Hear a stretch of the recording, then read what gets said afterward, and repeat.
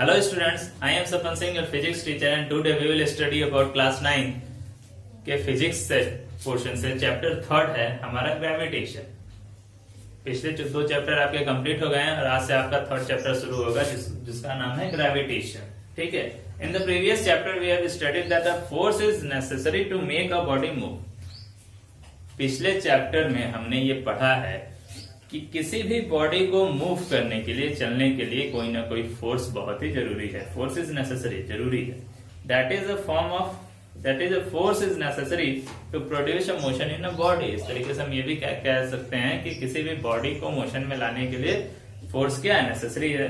ठीक है, अब हम देखते हैं कि now if you drop a piece of stone from some height, the stone falls towards the earth. किसी स्टोन को या किसी भी ऑब्जेक्ट को जब हम ऊपर से नीचे की तरफ छोड़ते हैं तो हम देखते हैं कि वो नीचे की तरफ क्या होता है, मूव करता है। ठीक है, since the stone starts moving downwards, therefore a force must be acting on it. और हम देखते हैं कि जब भी हम छोड़ते हैं तो स्टोन जो होता है वो नीचे की तरफ आता है। मतलब यहाँ से छोड़ने के बाद ये कंटिन्यू मूव करना क्या होता है, शुरू करता है, मोशन में आ जाता है। तो इस तरीके से हम कह सकते हैं कि कोई ना कोई फोर्स इस पे क्या कर रहा है, वर्क कर रहा है। This force is due to attraction between earth and stone and it is called gravitational force of the earth और ग्रेविटी ऑफ द अर्थ। और जिस फोर्स के थ्रू कोई भी ऑब्जेक्ट डाउनवर्ड डायरेक्शन में नीचे की तरफ मूव करता है, वह फोर्स अर्थ के द्वारा लगाया गया उस ऑब्जेक्ट पे ग्रेविटेशनल फोर्स होता है, जिसको हम ग्रेविटेशनल फोर्स ऑफ अर्थ या ग्रेविटी ऑफ द अर्थ कहते हैं। ठीक है, थस इस तरीके से हम ये कह सकते हैं कि stone drop from a height fall towards the earth because the earth exerts a force of attraction called gravity on the stone and pulls down। इस तरीके से हम ये कह सकते हैं कि अगर कोई ऑब्जेक्ट या स्टोन डाउनवर्ड डायरेक्शन पे अर्थ पे क्या हो रहा है, फॉल कर रहा है, तो उस कंडीशन में हम कह सकते हैं कि अर्थ इस स्टोन पे एक फोर्स लगा रहा है। ठीक है, अर्थ द्वारा इस स्टोन पे एक फोर्स अप्लाई किया जा रहा है जिसका डायरेक्शन क्या है, डाउनवर्ड डायरेक्शन में है। और इसी फोर्स को फोर्स ऑफ अट्रैक्शन है ये, जिसका डायरेक्शन डाउनवर्ड डायरेक्शन में है। और इसी फोर्स ऑफ अट्रैक्शन को ग्रेविटेशनल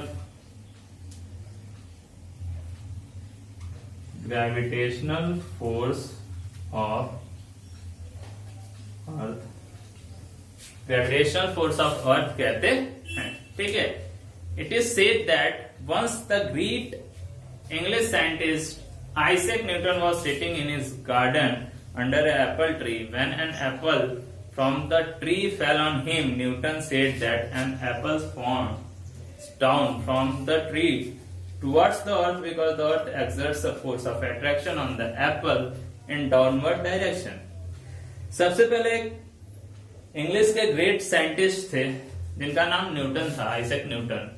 वो एक एप्पल के ट्री के नीचे बैठे थे। जब एप्पल गिरा तो वो डाउनवर्ड डायरेक्शन में उनके नीचे आके क्या हुआ, गिरा, जमीन पे आके गिरा। तो उन्होंने उसके बारे में स्टडी किया और बताया कि अर्थ वो एप्पल जमीन पे ही आके क्यों गिरा, इसलिए गिरा क्योंकि अर्थ उस एप्पल पे एक फोर्स ऑफ अट्रैक्शन लगा रही है जिसका नाम है ग्रेविटेशनल फोर्स ऑफ अर्थ, जिसके कारण वो एप्पल नीचे आके जमीन पे क्या होता है, गिरता है। The earth attracts or pulls all the object towards its center। ये तो था ग्रेविटेशनल फोर्स ऑफ अर्थ। अब ये किस तरीके से वर्क करता है, तो ये मान लो ये हमारा क्या है, अर्थ है, और ये इसका सेंटर है। तो यहाँ पे अगर कोई ऑब्जेक्ट है तो ये इस डायरेक्शन में गिरेगा, लेकिन अगर यहाँ पे कोई ऑब्जेक्ट है वो किस डायरेक्शन में जाएगा, अब ये इधर इस साइड जाएगा। यहाँ पे कोई ऑब्जेक्ट है तो वो इधर गिरेगा। इस तरीके से एक रूल बना कि द अर्थ अट्रैक्ट्स और pulls all the objects towards its centre. Earth जो है किसी भी ऑब्जेक्ट को अट्रैक्ट करती है या पुल करती है, अपनी तरफ खींचती है, तो किस डायरेक्शन में खींचती है, तो अपने सेंटर के तरफ खींचती है। इसका भी डायरेक्शन क्या है, सेंटर पे है, इसका भी डायरेक्शन सेंटर, इसका भी डायरेक्शन सेंटर।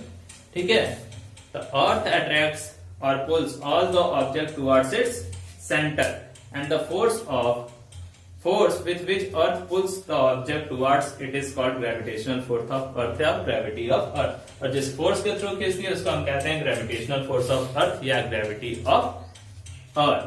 ठीक है, आगे आता है कि every object in the universe attract every other object. ये तो रही बात केवल अर्थ की। बाकी पूरे यूनिवर्स में, पूरे ब्रह्मांड में एक थियरी चलती है कि every object in the universe attract every other object.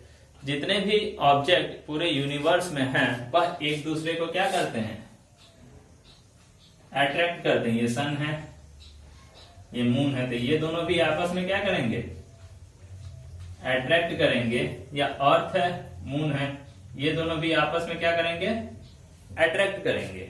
मतलब जितने भी बॉडीज पूरे यूनिवर्स में है वो एक दूसरे को क्या करती है, अट्रैक्ट करती है। When we drop an object, it falls toward the earth. This means that earth attracts the various object towards its center. Newton said that it is not only the earth which attracts the other object. In fact, every object attracts every other object. So, according to Newton, every object in this universe attracts every other object with a certain force. The force with which two objects attract each other is called gravitational force। यहां पे रही बात कि अर्थ दूसरे object को अपनी तरफ क्या करती है, अट्रैक्ट करती है। लेकिन न्यूटन ने बताया कि केवल अर्थ ही अपने चारों तरफ दूसरे ऑब्जेक्ट को अट्रैक्ट नहीं करती है, बल्कि पूरे यूनिवर्स में जितनी भी छोटी बड़ी चीजें हैं, जितने भी ऑब्जेक्ट हैं, वो हर ऑब्जेक्ट एक दूसरे ऑब्जेक्ट पे एक अट्रैक्शन फोर्स लगाता है, जिस फोर्स को हम ग्रेविटेशनल फोर्स कहते हैं। चाहे वो दो पेन ही क्यों ना हो आपस में, ठीक है, कोई भी दो ऑब्जेक्ट, छोटा से छोटा ऑब्जेक्ट है, मान लो दो पेन है, इन दोनों के बीच में भी एक फोर्स लगेगा जिसको हम कहेंगे ग्रेविटेशनल फोर्स। ठीक है, मतलब हर ऑब्जेक्ट, एक चौक है, एक डस्टर है, तो उन दोनों के बीच में भी एक फोर्स लगता है, जिस अट्रैक्शन फोर्स लगता है, जिसको हम कहते हैं gravitational force. If the masses of the object or bodies are small, then the gravitational force between them is very small, which cannot be detected easily। लेकिन ये होता है कि अगर इन दो ऑब्जेक्ट के बीच में फोर्स लग रहा है तो ये एक दूसरे को अट्रैक्ट क्यों नहीं कर रहे हैं। इसका कारण ये है कि if the masses of object are very small, then the gravitational force between them is very small, which cannot be detected easily। अगर किसी दो ऑब्जेक्ट का मास कम है, बहुत ही कम है, तो उस कंडीशन में क्या होता है, जैसे दो ऑब्जेक्ट है, अर्थ से रिलेट किया जाए तो इन दोनों ऑब्जेक्ट का क्या है, मास बहुत ही कम है, और मास कम होने के कारण इसके बीच का जो अट्रैक्शन फोर्स लगता है वो बहुत ही कम लगता है, जिसको हम इजिली डिटेक्ट नहीं कर सकते हैं। आसानी से इसको हम पहचान नहीं पाएंगे कि इन दोनों ऑब्जेक्ट के बीच फोर्स लगता है कि नहीं लगता है, लेकिन लगता है। ठीक है, if however one object is very big, having a very large mass, then the gravitational force become very large and its effect can be seen easily.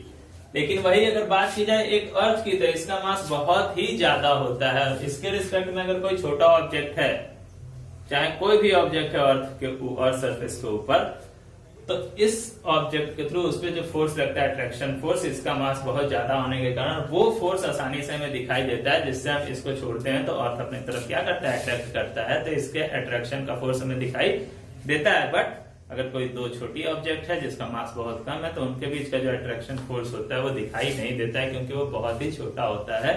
लेकिन अट्रैक्शन फोर्स सबके अंदर होता है, जिसको हम कहते हैं ग्रेविटेशनल फोर्स। ठीक है, तो द ग्रेविटेशनल फोर्स और gravity is always a force of attraction between two objects और टू बॉडी।